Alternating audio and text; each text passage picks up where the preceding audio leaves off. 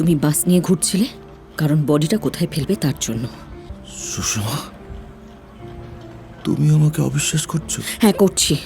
আমার যা সোনাদানা আছে আর তোমার গ্যারেজটা বিক্রি করে যে টাকা আসবে সেটা আমি উকিলবাবুকে দিয়ে দেবো ভেবেছি। আর বাকিটা আমাদের ভবিষ্যতের জন্য লাগবে। ভবিষ্যতের জন্য মানে? অশোক এই সময় আমার পাশে থাকতে চায়। ও আমাকে বিয়ে করবে বলেছে। তুলির জন্যই আমি রাজি হয়েছি। অন্তত একজন ভালো মানুষকে ওর বাবা হিসেবে জানুক।